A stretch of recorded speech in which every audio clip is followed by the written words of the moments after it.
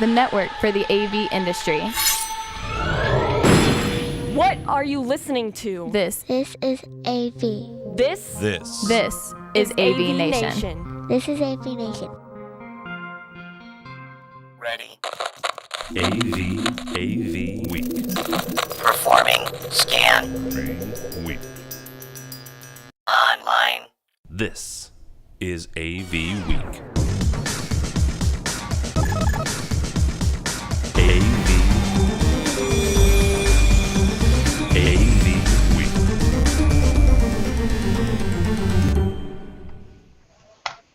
And welcome to another edition of AV Week, your source for news and information in the AV integration world. I'm your host, George Tucker. It's obvious I'm not Tim Albright. He is away today, so we are running the show. We'll see what happens. Joining me today on a very special show where we're going to start a new segment is, of course, Chris Neto. How are you, sir? Doing well, man. How are you? How's everything? All right. A little bit of a panic today. It's a busy season for everybody, it seems. So all the world's crazy, it seems, at this time of the year. And it all congregates on New York and New Jersey. It does indeed. They don't say it's the center of the world for nothing with that little New York Times cover, I'm telling you. Also joining us today is my good friend Andrew Wirshborn. How are you, sir? You are from Video Installation Plus out of Hartsdale. I'm doing well, George, and you almost got my name right that time. I'm well known for not being able to do it. I can do calculus, I can do mathematical equations, ask me to say somebody's name. Nobody gets my name right. It's all good. Oh, good. I'm amongst good company. Andrew's also only a stone's throw from me, and I still couldn't make it to his house yesterday to talk about some stuff because the GW bridge was, well, expletive deleted. Was the GW bridge. Yeah. Lordy, I tell you. And joining us, of course, for the first time today, whose name I have practiced, is Andrea Medeiros. She is editor at TecHomeBuilder. Yes. Welcome to the show. Thank you so much for having me. All right, and Andrea is here also for a new segment, as I mentioned. We'll do that at the end, and we'll have some exciting stuff on that. All right, to our first story. Andrew, from the people at Engadget. First utility tempts new customers with free smart thermostats. So my question to you is this what we've been fearing, the sort of the utilities coming in and trying to be integrators? I don't know if it's that or if it's just everybody is trying to get a smart thermostat in there. Everybody's thinking green and trying to get energy savings down and do better. I know that a lot of the companies that have tried to come in and be integrators have failed miserably and canceled. I see it as just yet another smart thermostat. There's only, about a Brazilian of them on the market now, and just another one that's coming in and another utility that's like here, instead of using the typical dumb thermostat that we've had forever, here's one that hooks up to your smartphone and they'll probably monitor the data or something somehow. Well, it's all about data, right? And we'll get to that in a little bit. Chris, to that point, though, the security companies were very not happy with installation integration guides because they started to lose sales to the keypads. So they don't make money, right, just on the services and the fees, but the installation and the added keypads and other wall warts that they want to put up. We took that away from them in some ways, and they were not too happy about it. I'll ask the question again to you. Do you think we are potentially facing that? When it comes to this particular article, no. I mean, you're talking about what Andrew just referred to as, it's this Me Too attitude that's going on where, if XYZ companies offer you the free thermostat, well, I'm going to offer you one and it's going to be connected to your smartphone. And that makes you high-tech. How does that feel, Mr. Customer? You want to be high-tech, you need one of these high-tech things. I mean, everybody wants to do that. Everybody wants an app that does that. You know what I'm saying? So the idea that you could just take this off-the-shelf product, bring it into a home, and call that integration, that's BS, first. Second of all, that is just, it's sort of going down the road of where the media is taking this. All the information that's coming out of all the electronic shows, oh my God, smart homes are here. Smart homes are a thing of the future. It's the way of the future, and everybody wants to get in on it because that's all they see getting pelted, in their feeds. If they do any type of technology work, that's all they hear about. So, this is just a knee-jerk reaction to here is your free blender, except we've advanced that now to here's your free smart home, starter kit. I don't think integrators have anything to worry about because, again, that is a device that sits on a countertop and is basically just feeding and giving metrics back to a company that's found a way to do it, make it seem cool to the customer, through a thermostat. I do not feel that it's, in any way, shape, or form ever going to replace the guy who's going to come in and completely integrate the house for a bigger system or a bigger plan in place. That little thing sitting there is not the be-all, end-all. So integrators, don't worry. Well, Andrew, let me bring this back to you for just a moment before we Sure. get Andrea. What about the idea that a lot of these products are rebranded from, say, Nest or other guys? So does the question of it being somewhat of a Trojan horse still sound somewhat valid in this case, or is Chris right? It really is just a plaything that will go and have a very minor place in the market. I don't think it's going to have a minor place. I think soon everybody's going to have something like this, but whether it's rebranded, it's their own OEM, it's their own new thing, these are all going to exist, and soon it's going to be the base standard. But there's still going to be us out there getting, the real toys, the real integrated stuff in there that really communicates with everything. The Nest, the First National that's giving this away, or whatever, all the others, they're going to be the baseline. It's like, oh, I need a thermostat. Instead of that old dial Honeywell that everybody had or has, it's going to be this now. It's going to be just the standard. And you know what? Guys like us, we're either going to go in and be able to be like, okay, you've got that, fine, it works with our system, or, okay, you've got that, we can take that off the wall, put a little sensor there, make it look prettier, hide a real integrated thermostat in the back. I don't see it as a danger to us. I think maybe more of this stuff coming into the homes is actually an advantage. I just had the sudden thought about hipsters sort of pining for mercury switch days of like that's the real hysteresis or something. I don't know why it just suddenly came to me. Maybe because Record Day was only a week and a half ago. Right. But, I suddenly had that. Maybe the millennials, or maybe not the millennials, but my kids will grow up and go, oh, that mercury switch, man, it's just that solid. I don't know. Well, Andrea, then I'm out of business. help me out with this. Home builders, TecHomeBuilder. Is it an advantage or a disadvantage for the contractor to have the utility providing it or bringing in, say, a partner to do the full thing? Is it really matter to the contractor, or is it all just a good sale?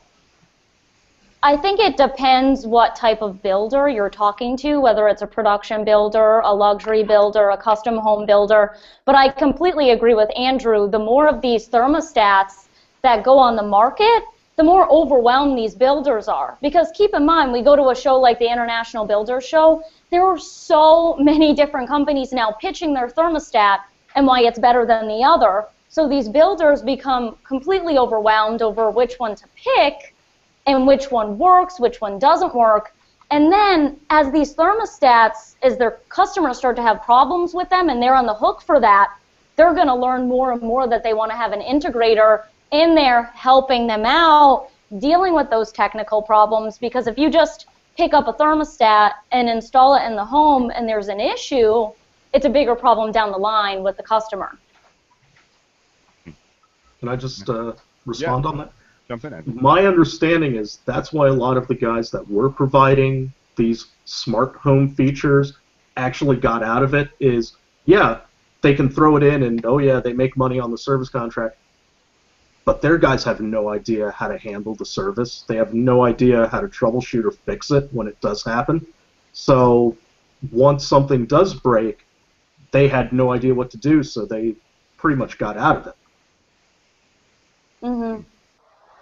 I think builders are learning more and more what to do with these products, but a lot of them are working with integrators hand in hand, bringing them in on the design level, and then it's kind of a seamless process. That's the route that a lot of at least luxury builders are going to at this point.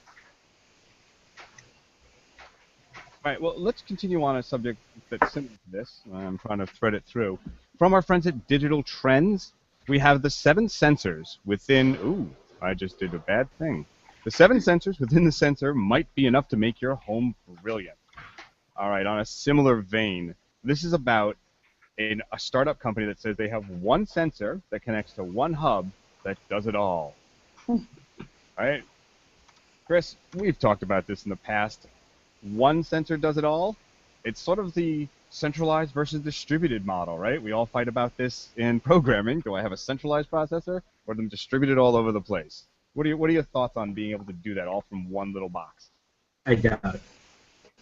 Repeat that. I doubt it. You want more than that?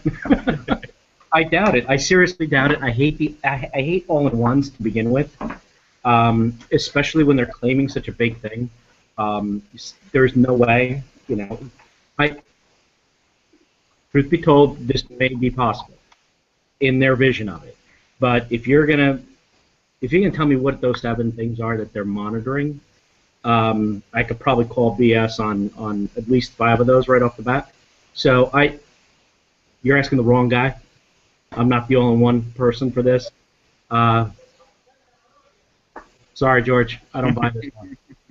Well, Andrea, hey man, you asked me to come on this thing. When I do these shows, if I don't agree, I'm gonna flat out say I don't agree. I don't think that this company can with one product monitor 7 things. So you're calling sort of Pebble-ish on this, are you? Absolutely. Well, there you go.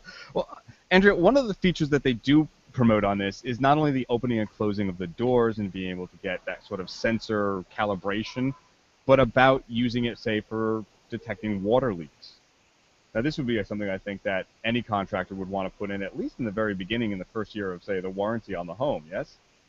Yeah, I mean, there are 2 facets to this. One facet is it's a fairly cheap product and it can do a lot. So for a high volume builder, it's kind of tempting. Like Snap Power came out with a product. It was a Kickstarter. It has a USB in the plug. It's a simple product that these high volume builders can kind of wrap their minds around, and it's easy to just install in a home and sell that to the customer as an added bonus to make the customers happy.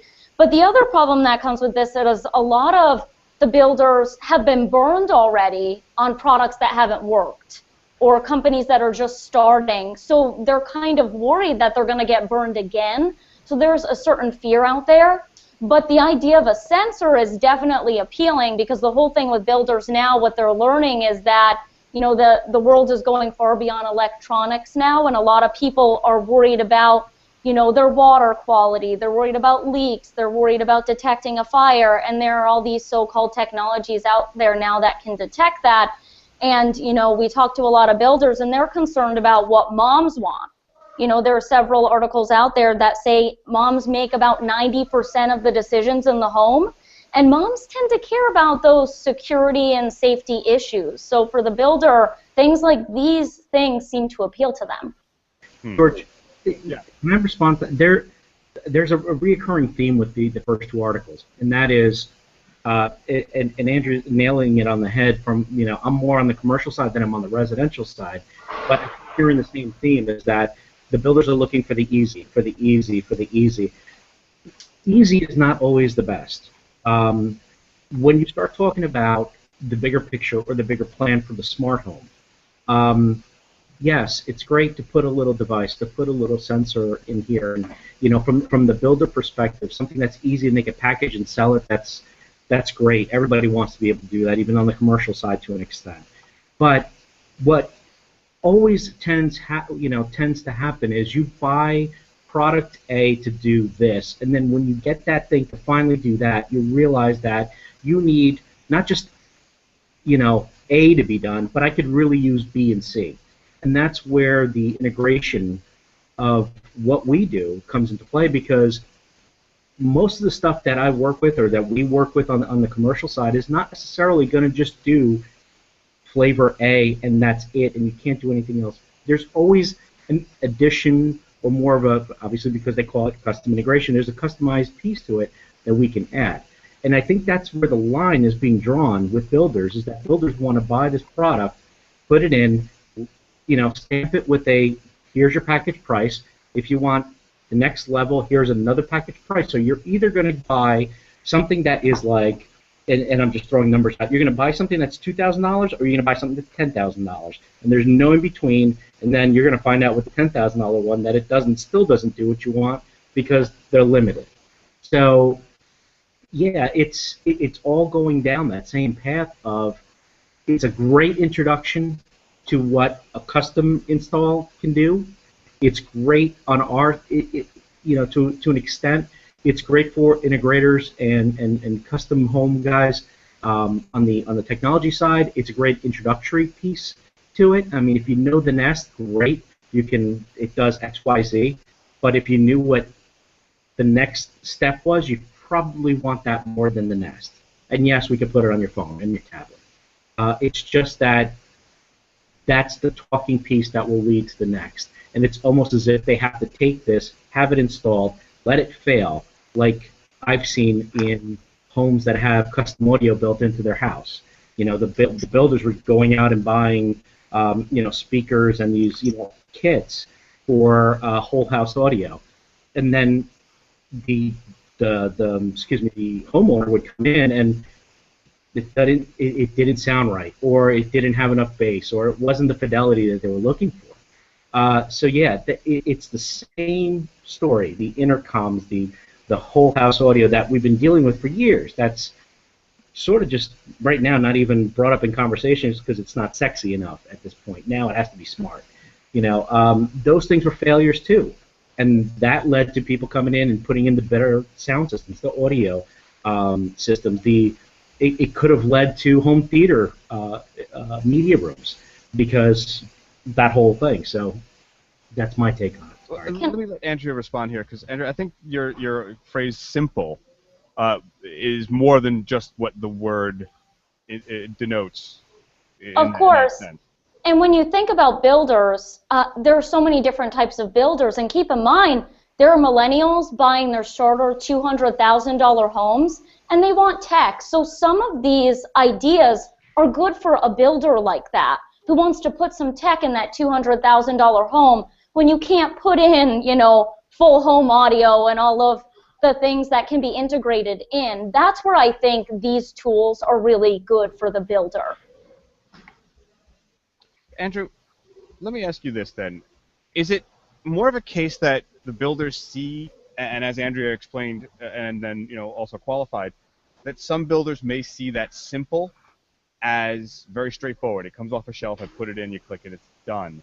Is there perhaps something in our integration community in relationships with builders, somewhat like us explaining 4K? We're not really explaining it simply enough. It's complicated a business to do, but perhaps we need to do a better job of making infographics on it to explain the process and whet the appetite? Well, let me explain this product to you simply, George. This does everything that a NAPCO security panel does. Everybody knows what an alarm system does. It monitors broken windows, checks your door, checks windows opening. You can get your water leak sensors in there. And the funny thing is, the product was developed because of the battery on the smoke detector going off, and now they developed a product where you put half a dozen of these in your home, all that will sound when the battery dies. I thought that was kind of funny. But all they've done is taken that centralized security panel that everybody's familiar with, and all you have to do is say alarm system, and they've decided to put it into little nodes that you stick wherever you want. And I think builders and everybody are familiar with alarm system. Well, yeah, it sounds like there's still some dialogue to go on between this, and that, as Chris said, there's not always the simplest is not always the best, or but straightforward seems to make sales. So Right. we can move it on to that. But there's another article that's related to this that I found this week. It is from the New York Times. It is Sensor-Rich Data Scooping.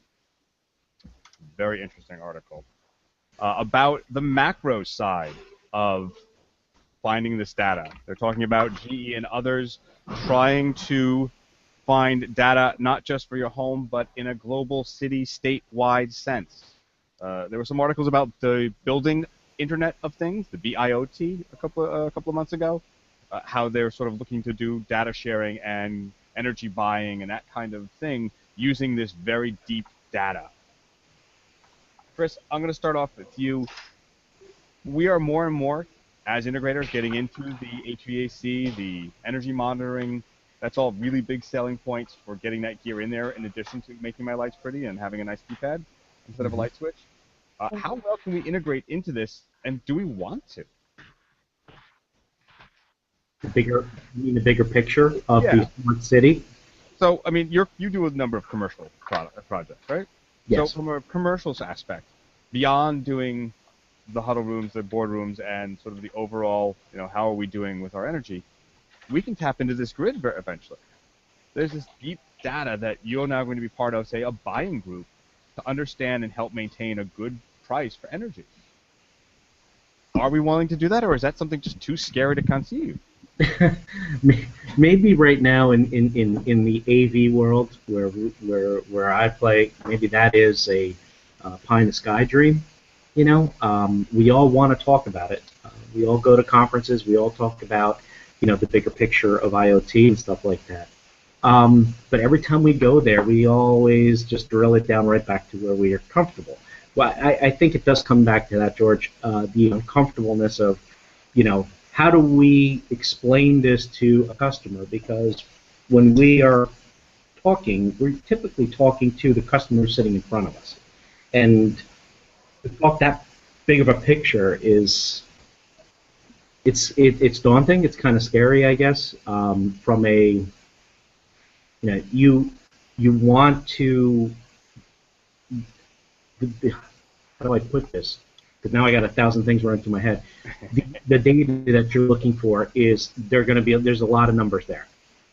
You're talking of leaving the conference room, out of the building, into the whole space.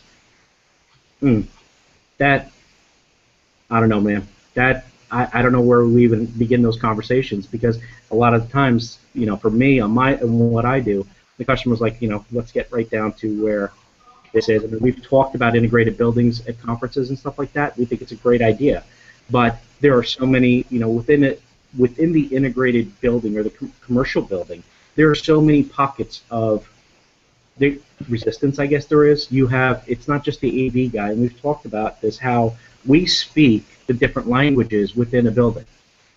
Our gear is the only one that's in place to talk to HVAC, to talk to security, to talk to the emergency notifications and stuff like that.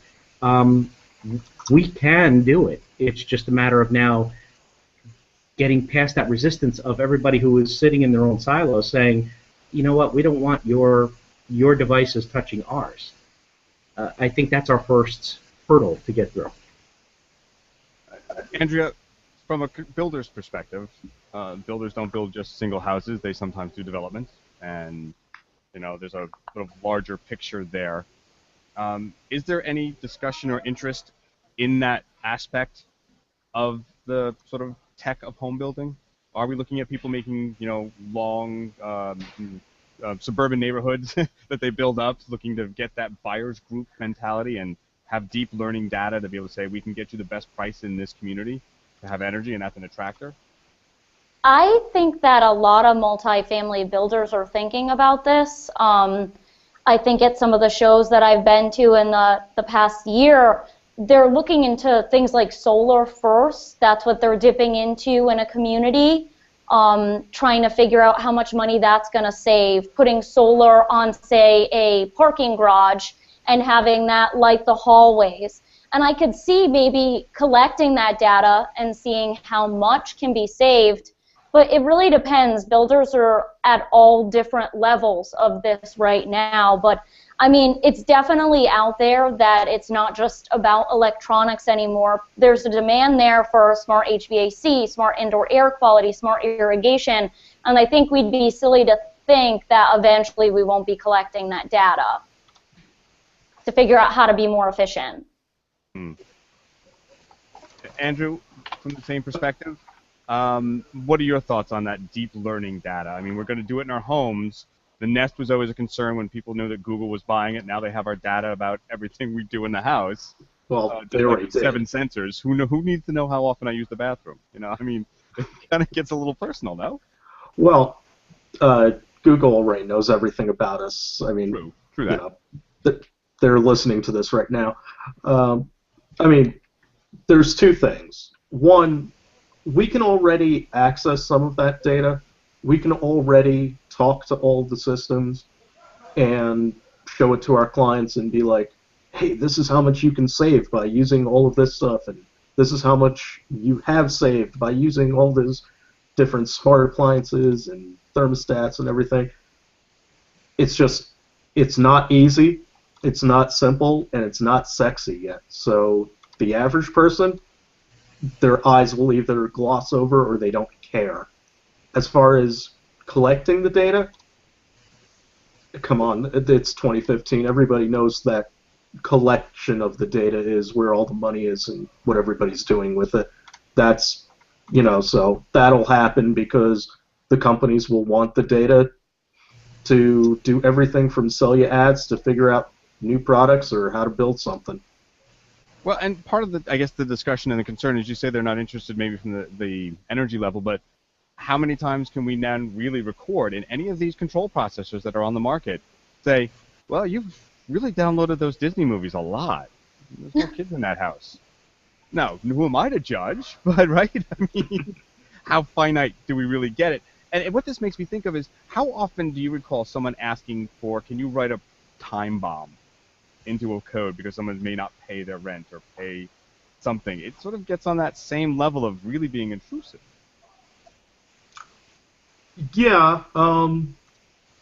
Well, yes, technically we can collect all of the data, and we can look at all of the data, but if you just want to know how much you're using, there's that watt box that you just plug into an outlet, plug in your device, and you can see how much energy it's actually drawing. We as integrators can do that directly at your electrical panel, and we can actually develop things to make your lighting smarter so that we can see, hey, you know, you seem to use this light a lot. We can tell when you're going to use it and adjust the maximum dim level. We can, if we have photo sensors, we can see how bright it is, whether or not you actually need to use that light.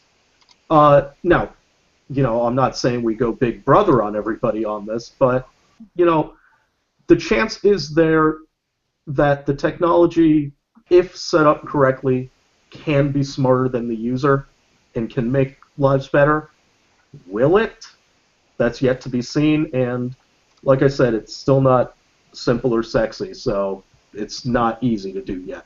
All right, well, we've discussed a number of things about energy on this, but let's turn to something related. But our man, our very own Iron Man here in the United States, Elon Musk, Tesla announced a new battery. It's been sort of brewing for the last couple of days, and people were sort of anticipating what that could be. He claims to have a new battery now that's going to allow you to store energy not just from solar panels, but overnight. Mm-hmm. Chris, I'm going to throw this to you to start. Boom or bust? Boom. It will be big. And this is my only hang-up with solar right now. I have friends of mine that are in the solar industry who do it for the homes. My first question out of it is, I'd love to have solar. Will it work? And here, you know, my first, you know, I guess dumb question into the solar panel buy-in is, if my power goes out, can I rely on solar to help power my house as a backup system? The first question is no.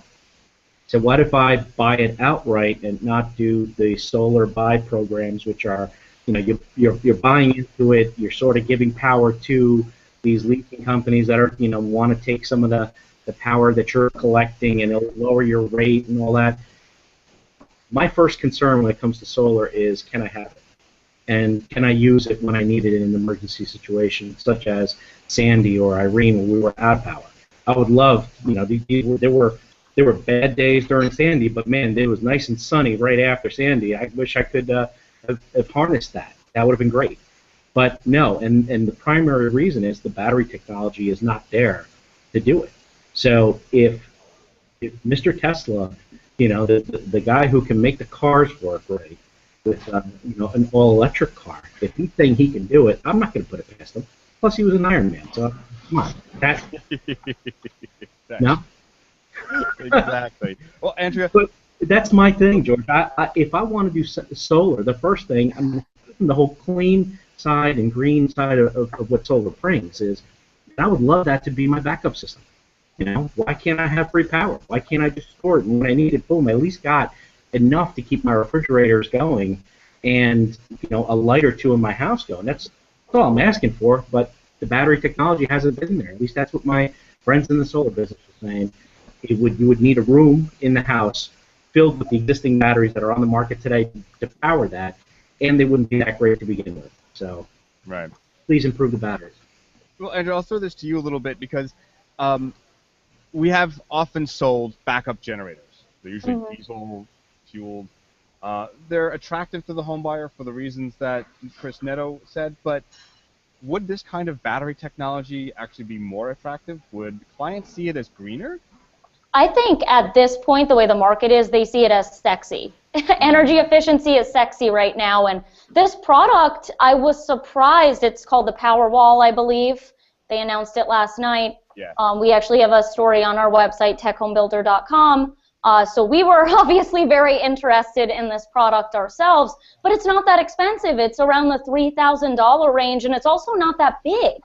And of course, it's Tesla, so it looks good, and I just think it's a sexier product that's going to appeal to a lot of builders. A lot of builders who are starting to go the solar shingle route, they like things that look good. I really think this is going to be a big boom.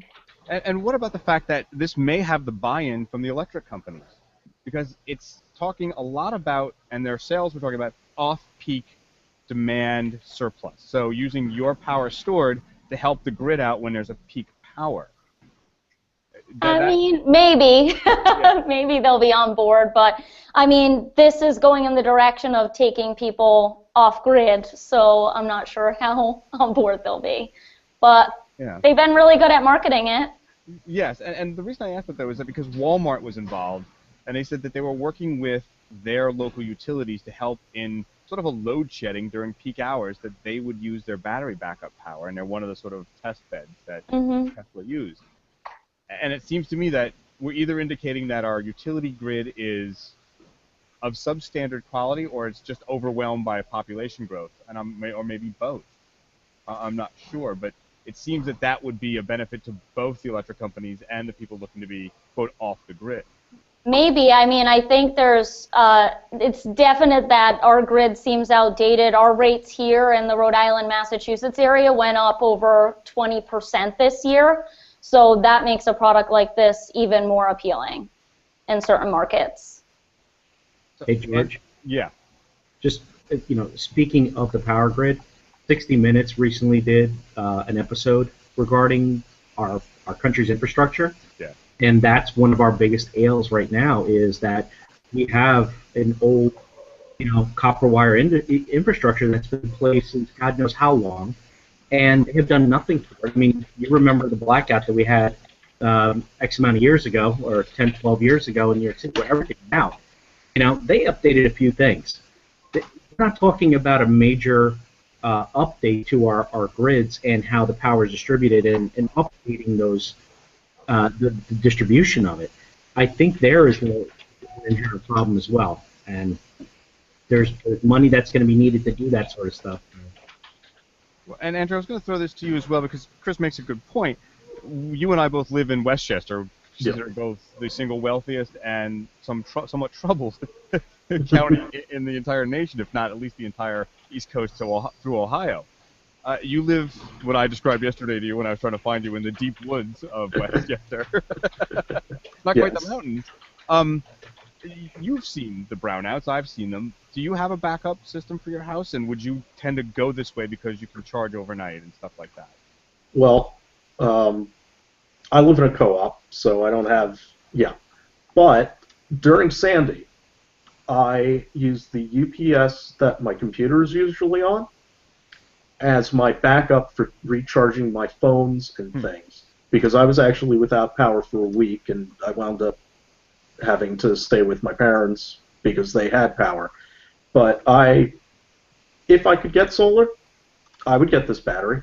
Oh yeah, this would be fantastic. And George, I don't know if you've seen it here in Westchester, but there's a new initiative where the towns are going to be able to negotiate for better energy rates. I forget exactly what it is. I know that my co-op is having a meeting Monday to actually discuss this, and I know that our town supervisor is talking about it, and anything that can aid us in lowering energy bills and getting more power into the grid is a good thing, because, the grid everywhere is just bad here in America. And that blackout that we had about 10 years or so here in New York and these guys, that was like the smallest little thing that tripped in Ohio that cascaded, and that's what killed it. I thought it was Canada's fault. Wait a minute. There was up in Canada, right? Well, we blame it on Matt Scott. Exactly where I was going to now. Thank you very much. Okay. All right. Look, it's I know it's always Canada, but let's be nice. But it was like something in Canada, like some small little thing, and then it cascaded to Ohio, and then it just blew out from there. And it was like the tiniest of things that broke. It's like as if one AA battery in your home destroyed your entire house. I mean, bad analogy, but I mean, that's really what it is. That's how bad our grid is.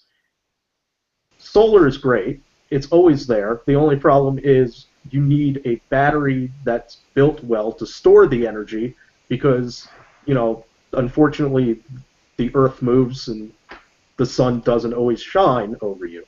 So you need to store that energy for when the sun isn't producing the energy. These batteries, they look good. I think people are going to like them. They are really small. I think they're even smaller than an outboard AC unit that you see at homes. They're not that big. I think this is a winner. I think this is going to take off, and with Elon behind it, I think we got a good toy. And I think people do trust. Chris, there was also mention in the article about utilizing Tesla car batteries that were no longer powerful enough to drive the cars, but using them in these applications. That's sort of a plus too. Would you be looking to use those as well as sort of a less expensive alternative and being very green, or do you think it would all just be the new batteries? I think it would probably all be the new batteries, because you can recycle. I'm sure there's a way to recycle the car batteries and to reuse them or repurpose them, but the minute you put car batteries and homeowner in the same question, there's the image of your local auto parts store with racks of car batteries stacked in your garage is sort of not going to go to that sexy appeal of solar anymore. It's going to be sort of kind of funky. But the alternative today is the outboard, the big generator. Genelux or whatever that is that goes outside right now, that a lot of people in my neighborhood went out and dropped, between $5,000-$10,000 on a backup generator that is, gas powered, natural gas powered, and man, they've gotten better over the years, but when one of those goes off, and they do go off every so often because they're recharging their own batteries that are within that system. So at the weirdest times, these things will turn on, and I'm like, wait a minute, is power out? No, it's my neighbor's generator going off, recharging their batteries, just in case the power does go out at some day. So that's what we have right now as an alternative. I mean, granted, they wouldn't trade that for anything in the world right now because they will constantly have power, but solar, quiet, clean, yeah, this could be big.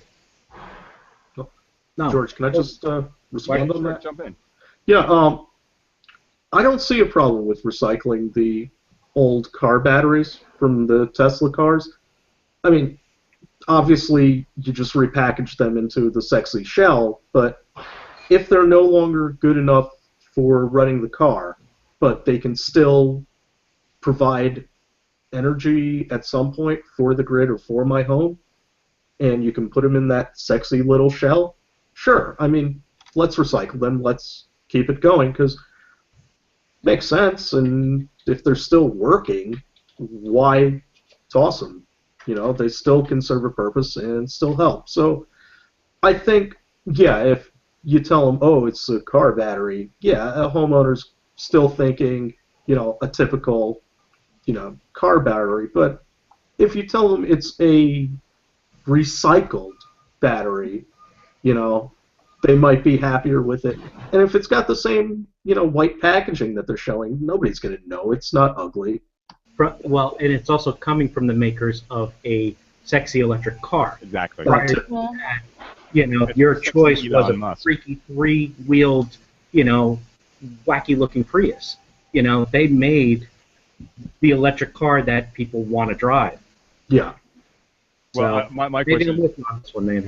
are the batteries being used up because of the insane button? That's my question. I love those videos. Andrea, I'm going to have you sort of wrap this one up for us, this topic. Would that be a value-added item that you could sell as a construction builder, as a home builder, saying these are green, recycled, you're not buying new, you're not putting something bad back into the environment, it's already there and you're reusing them? Is that a sell point? Yeah, I mean, I think the word recycle itself has become sexy in the past couple years. And I also don't think using the old car batteries, as long as you packaged it properly, I think people would buy into it. Plus, women love Elon Musk anyway, so that's a plus. Besides that, I mean, the only problem is right now is a lot of builders are hesitant to put stuff like this into their base package, so it ends up being an add-on. So say you have the solar panels, that's a $12,500 add-on. Then you got the battery, that's an extra $3,000. So as long as you have a homeowner who has a certain budget, yeah, I think it's a great sell. But for the typical high-volume builder, maybe not right now, but maybe soon.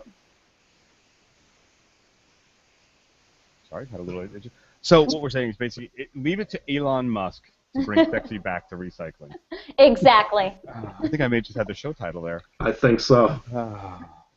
And it's really fitting that you brought up Justin Timberlake today. I don't know if you guys saw that meme going around. It's gonna be May. I love that. So.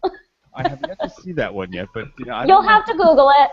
Did I bring up Justin Timberlake? I don't recall saying that, but the sexy. My wife would be very proud. All I have to do is have a One Direction thing, and she would really be proud of me. You mentioned Stephen Chris Hawking is loving this. Yes, exactly. I just can't see George doing the sexy back dance. Ain't gonna happen, son. Come on, let's get viewership up. Do the sexy back dance. Do the running man for us. Get this going. I think we're going to be adding it to the underwriter package, aren't we? That would be interesting. Moving along, I'm going to cause some people grief and some people joy, all at the same time. Why? Because Verizon, if you remember, was offering a package that lets you decide. Some were calling it the sports-free cable package, basically premised on the fact that, as most of us may or you may know, that a enormous portion of our cable bill is, well, ESPN. You're paying for it whether you watch it or not. They get the most money. And Verizon basically said, well, they were going to give us what we wanted, which we're calling a la carte. Right? For years we've called it a la carte. Andrew, do you think that ESPN and its vitriol and its legal action to stop this is really just a contract? Or, to paraphrase Blazing Saddles, gentlemen, we have to save our phony baloney jobs. They got to save their phony baloney jobs. I mean, a lot of the cable packages, the telecom industry, everything. It's just trying to put this politically correct and clean. Clean is the big part, yes. Yeah. Expletives, please, none. Their contracts basically state, you can have all of these channels or you can have none of them, and we will take our ball and go home whenever we want. And, we will pass our charges on to you, the customer. And I know that the a la carte thing was, ever since FiOS started, that was the rumor that was going around. That's what they wanted to do, was say, nobody wants the Weather Channel, really. Nobody, unless you're really into sports, like you are, George, with hockey and everything, unless you're really, really into sports, nobody watches 27 channels of ESPN. Not even the Ocho when they've got the dodgeball championships. I knew that was going to come up. The Ocho. Yeah. Right. Yeah. I mean, I don't even think. Yeah, I'm not a sports guy, so I don't watch. So, yeah. Chris, besides me knowing that you're probably going to say something akin to, if you can dodge wrenches, you can dodge balls, do you think that is ESPN being short-sighted here in that if I don't want to buy a sports package, there's plenty of other sports fans that will pay just a little extra for, say, just sports and local news? No? Who are you talking to, George? You talking to me? Or? Yeah, it's Chris. I'm sorry. I thought you went back to Andrew. Well, actually, didn't DirecTV prove that? By how? The NFL package, the Masters package, all of those packages that they have. I mean, DirecTV has proven that sports fans who really, really, really want to watch sports or watch a specific sport will pay for those extra packages. I've had clients who have gone insane because their DirecTV has gone out, and I've had to find a solution so that they can watch their football. Or I had 48 hours once to get some way for a client to watch the Masters coverage that DirecTV had a few years ago, because they were doing similar to the NFL coverage where it's 8 channels or something, and one master channel showing 8 different things at once. People who love the sports will pay for it and will go for it. So I think ESPN may be short-sighted and everything, and they don't care. They just want money, and that's it. The alternative Go to Chris. The alternative to this is that you buy the season ticket to go see your favorite sports game. And that, unfortunately, is out of the reach for the average blue-collar person nowadays, where now you have PSL licenses, these personal seat licenses that you have to buy into. So before you even touch the actual price of a season ticket, you have to drop 10 grand on that seat, or 2 seats. I got a call about, getting season tickets because I am a football fan. I'm not going to say which team, but or who made this call. But my name came up in the lottery system and said, all right, you've been on the wait list. Do you want to buy tickets to this sports team's season tickets? I said, that'd be great. How much? Well, first, we have seats here, here, and here. And this one will cost you $3,000 a seat. This one will cost you $5,000, and then you can go for this one for $10,000. I said $10,000 for the year? Like, no, that's just for the license, and then you pay for the ticket. And then when it was all said and done, I dropped 20 grand because I wanted 2 seats next to each other. Okay? And they weren't even guaranteeing me that I can get the 2 seats next to each other. So yeah, get me DirecTV and $135 for the year, and I'll just watch whatever I want when I want. I'll rewind it. Yeah, the DirecTV thing works. As far as this article goes, with ESPN, this again is just another way for the man to stick it to us. This is just we move 2 steps forward and we take 5 steps back. We're getting there with the technology, with the broadband to, we're there. Excuse me, no, we're not getting there, but, you can buy the packages even for your computer to watch anywhere, anytime, any place. I think what HBO did recently, where they're now offering their HBO Go, and you don't have to be an HBO subscriber. I think that's huge, in the sense that now I don't have to necessarily dive into a commitment with my cable provider anymore with HBO. I can just buy it on this HBO Go idea. I use it when I want. I grab what I want out of it, whether it's Game of Thrones or reruns of The Sopranos or whatever that they're showing now, because I don't even have HBO anymore. But I like that idea. I love the idea of a la carte. But again, George, things that we love as the consumer is what they're going to take away from you, or they're going to charge you to the point where your nose is going to bleed. So there we go. Well, this bad move on ESPN's part. It's like you said. It's one of the reasons why, as a multi-year, as a season pass or season ticket holder with the New York Rangers, I no longer was one because of how expensive it was, and I couldn't afford to take myself, let alone any of my kids. Yes. And it's why I'm a cord cutter. I have no more subscriptions there because I just didn't want to pay for it. But something I do want to subscribe to, and I've really become fascinated with, of course, is Andrea at TecHomeBuilder and TecHomeBuilder's website itself. Andrea, you're here also not just as a very informative panelist, but to help us start off something we're calling the publications or periodical perspective. Sure. Something that we want to see. Specific periodicals will be on every show, different one each week of the month, to tell us what's really happening and what their readers are very interested in or they're sort of really chattering about in that industry. You come from the construction and home builders audience who are looking into using tech to sell.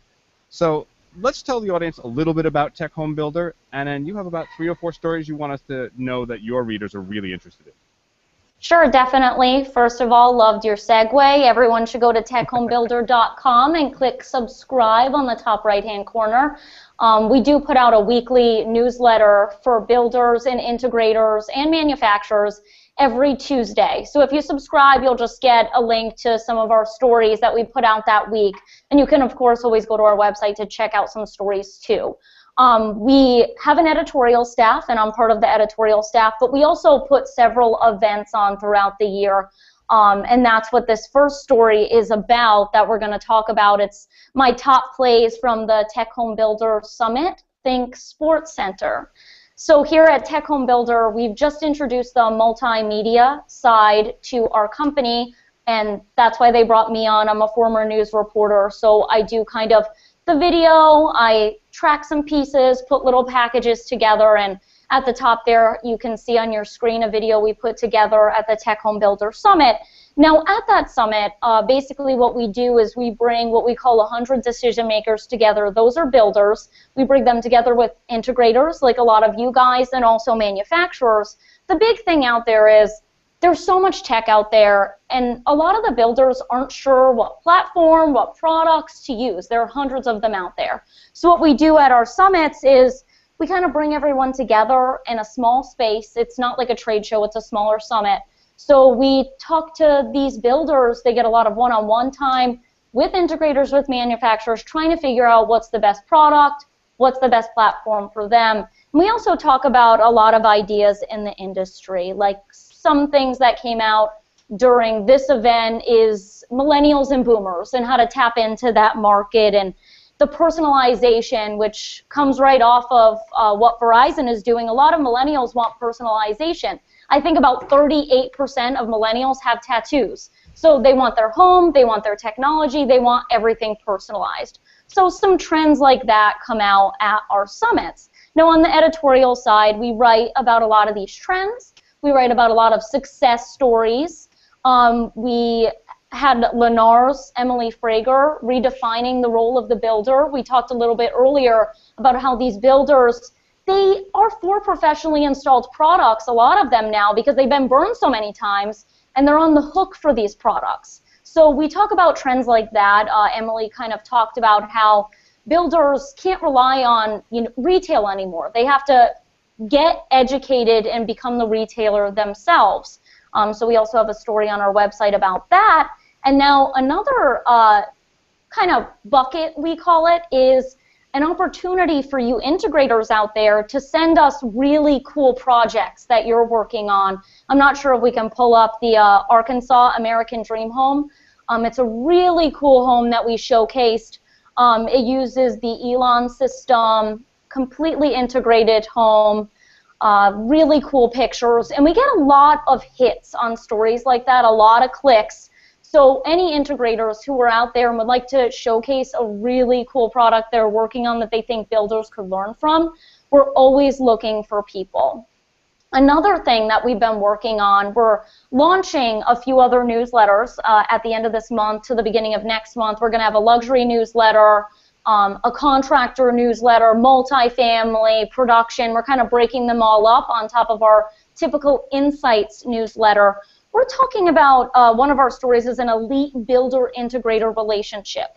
So a lot of the builders we've talked to recently say that they've started to bring the integrator in earlier in the process, kind of in the design part of the process, because they find that that informs the consumer earlier on and they have less problems down the road.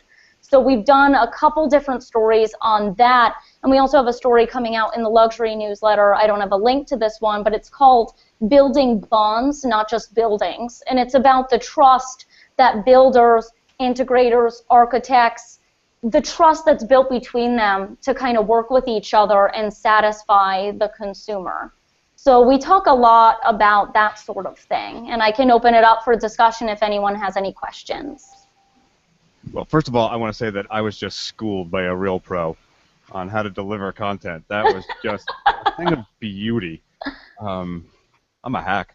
So, gentlemen, any thoughts on this? I'm incredibly intrigued by the builder-integrator relationship thing. We've seen some programs like this from the manufacturing side, the AMX, Crestrons, and others in the world saying, hey, let's bring together dealers with people we know are in this circle. Andrew, you just got back from Crestron, a big meeting at Crestron. I forget what it was called, but it was the big party. They used to do this. What do you think about doing something like that, like being involved in, I don't want to say it's a buyer's group, but really getting in deep with the contractors and builders? Well, we are in with several architects and builders already, and we do a lot of work for a lot of big developers and things in the city where our market is. And the better the relationship with the builder or the architect or the designer, the better, because somebody needs a new sink, they call a plumber. Somebody has a problem with a light fixture, they call an electrician. Somebody needs a TV or a stereo, they go to Best Buy. It's hard at all levels, from the basic all the way up to what we do, for people to really understand that there is a specialist out there. So we try to work hard in our company with developers, builders, and designers and architects to form really good relationships so that we are brought in on projects. It's something that you have to do, because otherwise people don't really know about us, our industry, or what we do otherwise. And it's not the first thing on their mind when they think of TV or music or, anything.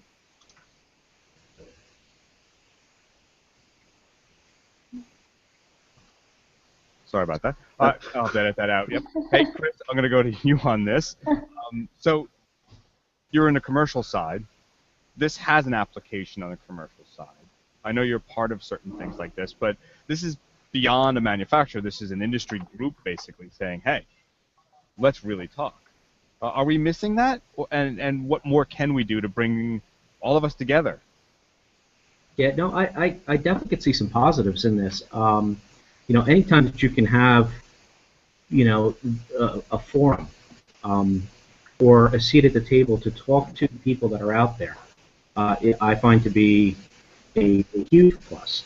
In this case, for what TecHomeBuilder is doing, they're bringing in the builders, and now we're going out and finding the technology people and bringing them to that table, sitting them across and letting that conversation happen. I don't think those conversations would have been happening had there not been that initiative. Yes, the AV guy or the AV company that's there would love to have a conversation with the builders. It's just that when the tables are flopped that way, they don't want to hear about home theater. But if they're asking about home theater, if they're asking about the smart home on the builder side, there's the opportunity that we have to speak. Because I've seen that happen with integrators or smaller integrators that have gone to builders and say, hey, who's doing who does your wiring? Oh, my electrician does the wiring. Yeah, but who does the wiring for AV? Oh, well, we don't worry about that. We let that be something of the homeowners. Or, the worst thing that can come out of this is that they're going to turn and say, you know what, go talk to Geek Squad. Geek Squad will sell you the TV, but they're not going to put together the whole plan in place. As far as if you want to go to smart home, what type of cabling are you going to need in your house? I'm putting myself in that mindset of the residential mindset. I don't think those conversations are happening if it wasn't for forums like this. So it's a positive. Well, you know what also brings people together? Free libations and parties. Right? I mean, come on. Am I wrong or am I right? Hey, I'm right. Everyone has a great time, I will say that. Well, the reason I segue into this is there footage to prove that. We have footage to prove that, and of you even. We have an event coming up, Infocom, and we have a lot going on there for AV Nation. You have some stuff brewing for that. You want to take a moment to give us a little details, drop a little rumor? Sure. What we got going on, or what is coming up, you have Infocom, which is the big show for our industry. For those that are new to the industry or never heard of it, it is the show. It's the big show. It's our Super Bowl, if you will. The one time a year that and you can go, and you're not going to get hit with a PSL to go to it. It's the one time a year you obviously can get together, get your training, get all your manufacturers in one place for the most part, and do all that sort of stuff. So that's Infocom in a nutshell. Now, what AV Nation is doing is that we got a bunch of events. We are, obviously one of our bigger things is that we put together the Tweet Up. So as of today, we have over 125 people signed up. These are all the AV people that are on the social media front, online, on the internet. And 125, and it's 40-something days out. We may break our record from last year of 172 people showing up. That was pretty impressive. So fingers crossed for that. We have begun the inner work, the inner, I guess, musings, I guess would be it. No, we're doing the AV selfie. How's that? Okay. Last year the AV selfie became popular. It was a good way for both the people that were attending the shows, the manufacturers that were at the shows, just to be, connect and be part of it. And then we take those pictures, drop them into the song. We've had conversations already with Phil Cordell, Mr. Hi-Fi, and we're definitely doing a brand new mix. We definitely have a new video coming out, and where that will be debuting, that's the big mystery, but those are definitely two big things that we got going on as far as AV Nation goes. We have our hashtags game, which will be played throughout that week. And there's a few surprises that we have to keep under wraps for now for fear of, copycat laws and stuff like that. So we're just we're gonna try to keep those quiet for now. But we're 40 days out. This now starts our, this now starts our playoffs for the big game. So we're excited. We're getting our stuff together. Yes, indeed, and there'll be lots of shenanigans, and it's going to be a lot of fun as well. I can't wait to look forward to it. And I meant that the way I said it. But Chris, that was one Chris Neto. He is a consultant in the AV industry. What else, Chris? Where else can people find you, reach you, see things about you? You can find out about my company that I work for, which is AV Help Desk. We're a design consultant. We're based out of Boston, but I am the New York, New Jersey version or rep. My company's website is avhelpdesk.com. You can find me online. I'm on LinkedIn. Look up Christopher Neto. You'll find me there, or you can find me on Twitter for a good part of the day, if not night and 24/7. I'm usually reachable there, and that's at Chris_Neto. And you can find me with the fine gentlemen and ladies of AV Nation anytime just by pinging the website. Cool. And also, it was a great pleasure to have on Andrew Wirshborn. I'm going to massacre your name for the rest of my life. Yeah. I just can't say it. Wirsh. I don't know. It makes me think I'm in Arkansas. I don't know. Andrew, you are from Video Installation Plus. You are my neighbor. Where else can people find out about you, your company, and the goings-on? Yeah. We don't actually have a social media presence or anything. Well, there you go. Yeah. They're going to have to call you physically. Yeah, There you they go. actually have to contact us, or we're doing it old school. We are word of mouth and just our name and people who know us. Yeah, Well, that's why I'm saying Mercury switches then. You're going Mercury totally. switches. Old school, baby. I am Old school. suggesting that record players and Mercury switches and those 2-button push button for switches next job we do. Totally. I'm going to suggest that. And those old IBM M80 keyboards, want to make the clicky sounds with the springs? I love those, actually. You and I, we're going to corner the market. I actually have a new modern keyboard that has clicky sounds. That's right, and they make them in Massachusetts, right, under license from the old IBM guys, so... Nah, mine is a gaming keyboard, but yeah. Okay. But it's actually... There you go. But And of course, last but not least, and greatly entertained and helpful with us today is Andrea Medeiros. Andrea, thank you so much for being on. Where else can they find you besides TecHomeBuilder? We're all over the place. You can go to our website, techhomebuilder.com. You can click on Meet the Editors. You can get my email there. It would be too hard to spell by name to you right now. Twitter, I'm at Andrea A. Medeiros. I'm on LinkedIn. You can also catch me on Facebook under TecHomeBuilder. We have a page there. I also have a professional, one of those personality pages. It's called Andrea Medeiros Tech Home. So you can find me on any one of those social media sites. I'm always connected.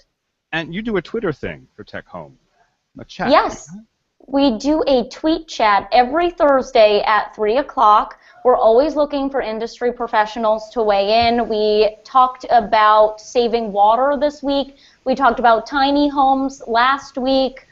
We talked about controlling your smart home from the top of Everest the week before. So we do a lot of different topics, and we're always looking for people to be a part of that. It's called #TechHomeTalk. So you can follow us every Thursday or get involved in it. We would love to have you. Cool, we'll include that on the show notes. Thank you so much. Perfect. I, of course, am George Tucker. You can find me anywhere on social media under Tucker2s on AV Nation and in Commercial Integrator, EH Pubs, where my articles reside. This has been a presentation of AV Nation. You can find this show and many more about the AV integration industry, from Pico projection systems, the live life about event staging, there's EdTech, there's the state of control about the programming side. All of them have new shows, including a show on social media for small market AV firms, actually featuring one Mr. Chris Neto, Don Mead, Kelly, and a couple of other people that I don't remember the names of, but Chris, help me out. Where are they from? It was, you're talking about Jane Johnson from Pivot Communications was on Yes. AV Social. And they're talking about gamification and how you can do it at any level. So tune in there, avnation.tv, see that and many more, and we look forward to talking to you again soon. The network for the AV industry. What are you listening to? This This is AV. This This is AV Nation. This is AV Nation.